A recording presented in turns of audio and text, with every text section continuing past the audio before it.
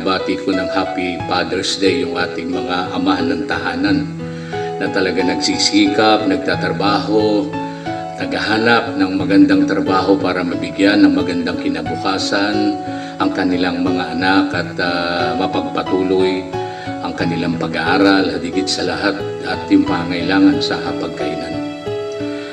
Alam niyo po, gusto kong i-picture sa inyo yung paghihirap ng ating mga kababayan na labor na nagtatrabaho nagtatrabaho po sila sa isang construction.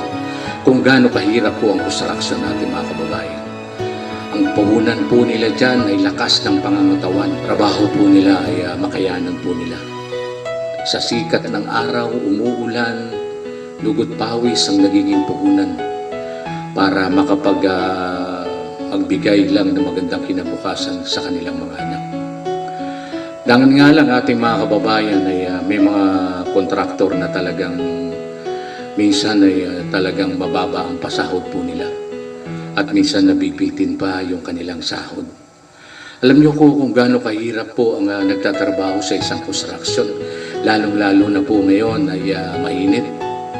Kawawa yung ating mga kababayan. May na-interview po ako dyan at talagang umiiyak siya. Ang sabi niya sa akin na kung nakinig lang siya sa kanyang magulang ay hindi niya mararanasan yung ganong hirap na talagang napakahirap po.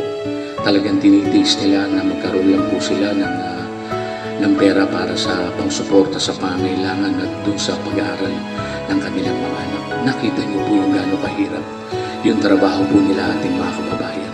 Kaya pinipilit po nila ating mga kababayan na may tuwid at maabot ang mga pangarap ng kanilang mga anak kahit sila'y nahihirapan. Kaya ito'y masasabi ko sa mga anak ay sana yung paghihirap ng inyong mga magulang ay suklihan ninyo. Mag-aaral kayong mabuti. Sikapin yung makapagtapos kayo ng pag-aaral po ninyo. Yun ang kaligayahan ng magulang po ninyo. Umiwas po kayo sa barkada. Dalawa po ang klase ng barkada ating mga kababayan. Good and bad. Doon po kayo sa good. Yun dadaling kayo na may pangarap. Huwag po doon sa walang pangarap. Ang sikreto po dyan ating mga kababayan para maabot po ninyo ang inyong mga pangarap, manalangin po kayo sa Panginoon. Ang Diyos ang gagawa at gagawa ng paraan para gumanda ang buhay po ninyo.